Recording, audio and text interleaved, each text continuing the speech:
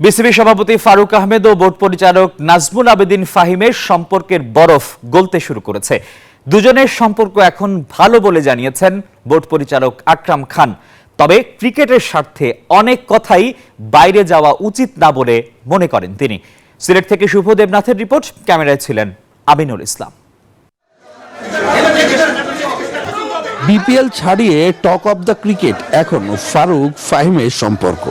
মাঠের খেলার চেয়েও বেশি আলোচনায় বোর্ডের দুই প্রভাবশালী পরিচালকের মতপার্থক্য। এমন ঘটনা ক্রিকেটের জন্য কাম্য না মনে করেন আকরাম খান। সব ঘটনায় কিন্তু ক্রিকেটকে অনেক পিছিয়ে নিয়ে গেছে। আপনি যে লাস্ট ওয়ার্ল্ড কাপ দেখেন, আমাদের কি দুই তিনটা প্লেয়ারের মধ্যে প্লেয়ারের ইস্যুতে অনেক প্রবলেম হয়েছে। তারপরে কিন্তু ওয়ার্ল্ড কাপে দেখছেন আমাদের যে রেজাল্ট। আপনি যদি সত্যি ক্রিকেটকে যদি ভালোবেসে থাকেন, ক্রিকেটের জন্য কাজ করতে থাকেন, আপনার যা আলাপ আলোচনা হবে আমাদের বোর্ড মিটিংয়ে হবে। বোর্ড মিটিংয়ে বাইরে যাওয়াটাই মনে করেন যেটা ক্রিকেটের জন্য ক্ষতিকর হবে।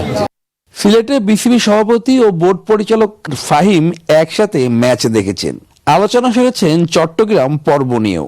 দুজনেই নিজেদের ভুল বুঝতে পেরেছেন বলে অভিমত আকরাম খানের।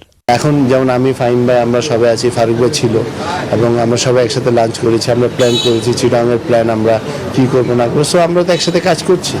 বিসিবিতে একাধিক পদে কাজ করেছেন সাবেক এই অধিনায়ক, তবে কোনো দায়িত্বই নিজে জোর করে নেননি।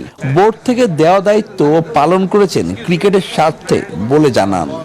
ক্রিকেট থেকে আজকে প্রায় 40 বছর ক্রিকেটের সাথে আছি। বোর্ড যদি ভালো মনে করে এটা বোর্ডের ব্যাপার, বাট আমাকে যে কোনো কাজ আমি করতে আগ্রহী। তবে বিপিএল এর ভুল ত্রুটি চোখে পড়েছে আকরামেরও। সে বিষয়ে দুঃখ প্রকাশের পাশাপাশি ভবিষ্যতের জন্য এ থেকে শিক্ষা নিয়েছে বলে আশ্বস্ত করেছেন।